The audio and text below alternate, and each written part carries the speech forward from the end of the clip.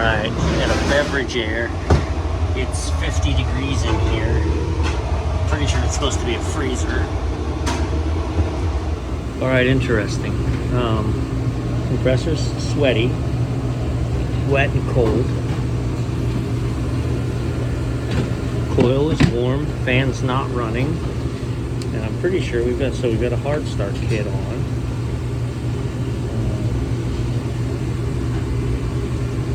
Interesting. May just have a thermostat problem. Yeah, I just turned the thermostat on, actually. It was set to off. I did that. Let's hook up and see pressures.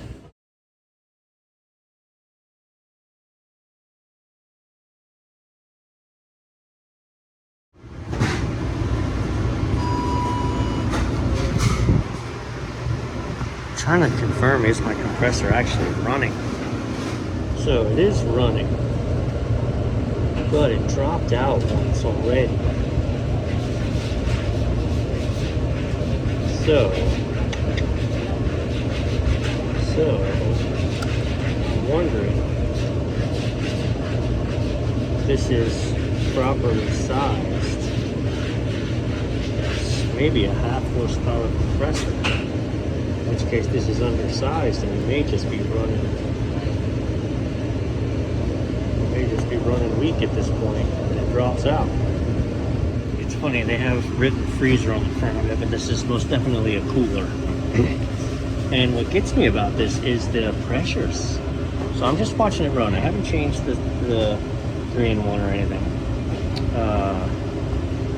The pressures really got me on this one, because the head pressure's spot on for 134 unit.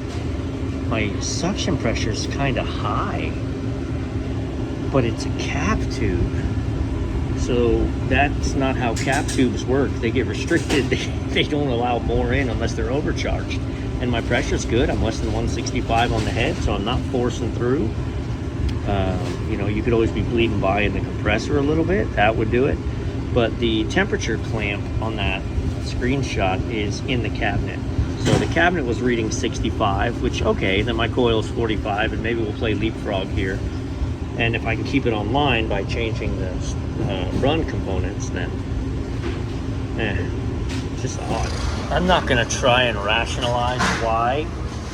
I can't tell you how many 134 units I fight with them, and I fight with them. You were just looking at the pressures. I mean, the only thing that looked like it made sense was that it was bleeding by in the valves of the compressor that I was getting such high suction. I pulled a vacuum.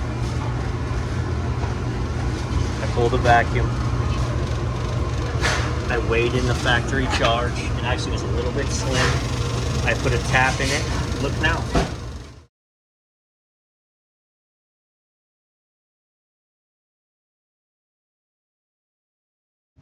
We got this giant 3-door freezer that's filling with water on the inside. I thought the drain line heater was busted, but it's not.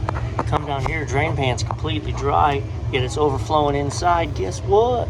You got yourself a clogged drain line. So looking at it, you thought it was just crudded up. It's not. It was orange goo in there. Oh, your car not even here. You got to wait. Oh, that's so embarrassing. No car for you, bro. No car. Alright, so I know I didn't talk about much, but this unit was just leaking in here, and we all assumed that it's the drain line heater not working, but the drain line heater was working, and yet there was still no water moving. So now that I've cleared that bottom drain, water's moving out. So water's not just going to sit in this drain pan anymore. It's going to actually leave during a defrost. And then the fans aren't going to blow it everywhere. Yeah.